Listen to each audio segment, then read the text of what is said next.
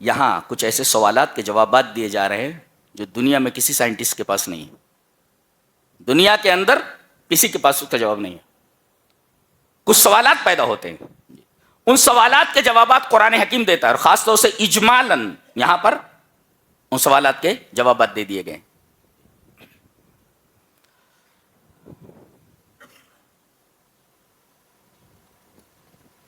مجھے تو اس finger prints کے اوپر حیرت ہو رہی ہے پڑھنے کے بعد،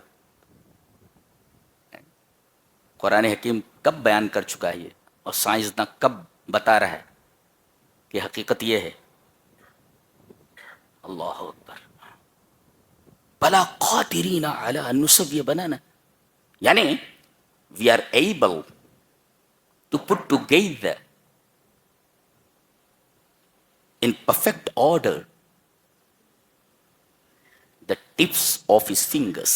کیا بات، ولا قادرین علی ان نسوی بنانا۔ اب وہ سوالات کیا ہیں؟ انسان کہاں سے آیا ہے، ایک کیسے آیا ہے، کیوں آیا ہے، کہاں جائے گا، آخری منزل کیا ہے، یہ 5 سوالات ہیں۔ ان سوالات کے جوابات صرف قرآن نے دیے ہیں، اجمالاً یہاں ذکر ہے۔ دیکھیے انسان کہاں سے آیا، جواب دیا جا رہا ہے هل اتى على الانسان حين من الدهر لم يكن شيئا مذكورا، وہ کوئی قابل ذکر چیز نہیں تھا، نتھنگنس، یعنی ان دا ڈارکنیس آف نتھنگنس، عدم کے اندھیروں میں تھا وہ، تھا ہی نہیں، وہ تھا ہی نہیں، نتھنگ تھا وہ، نتھنگ سے ہم انہیں سے تھنک کیا اس کا۔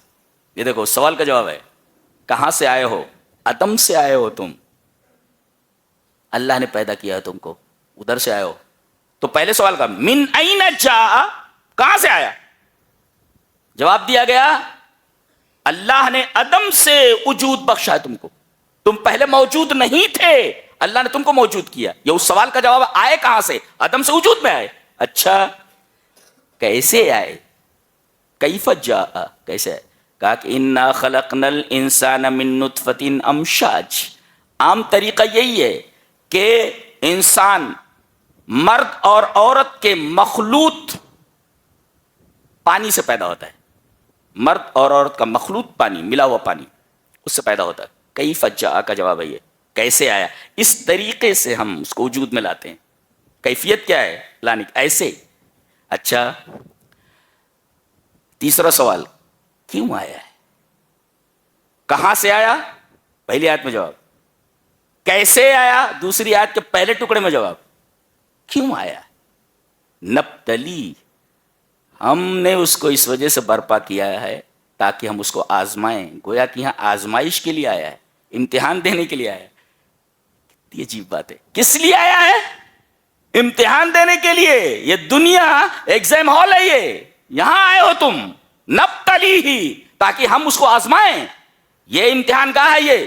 اچھا، اور یہ قاعدہ ہے کہ نتیجہ امتحان ہال میں نہیں سنایا جاتا، وہاں صرف پیپر حل کرنے کے لیے دیے جاتے ہیں، نتیجہ باہر سنایا جاتا ہے۔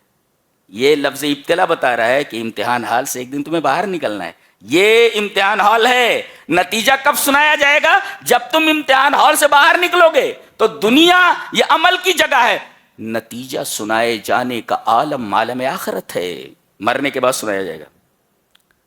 امتحان اور امتحان کے نتیجے کے درمیان فاصلہ ہوتا ہے، فوراً نہیں سنایا جاتا، اور امتحان ہال کے باہر سنایا جاتا ہے۔ لہذا دنیا کے اندر تم امتحان دو، دنیا سے جب باہر نکلو گے تب نتیجہ سنایا جائے گا۔ ہاں، یہ تو کس لیے آئے ہو، امتحان دینے کے لیے آئے ہو۔ اچھا، تو اب امتحان دے لیے تو امتحان کا نتیجہ، انا ہدیناہ السبیل اما شاکرا و اما کفورا، اب کوئی شاکر ہے پاس ہو گیا، و اما کفورا کوئی ناشکر ہے ناپاس ہو گیا ہے۔ اچھا جانا کدھر ہے، این المنتہا، کہاں جانا ہے بتایا گیا، الی ربک المنتہا، تمہارے رب کی طرف تمہیں پہنچنا ہے۔ جی اللہ نے فرمایا انا اعتدنا، ہم نے تیار کیا ہے۔ اچھا ہم نے تیار کیا، یعنی ہمارے پاس آنا ہے، نتیجہ ہم سنانے والے ہیں۔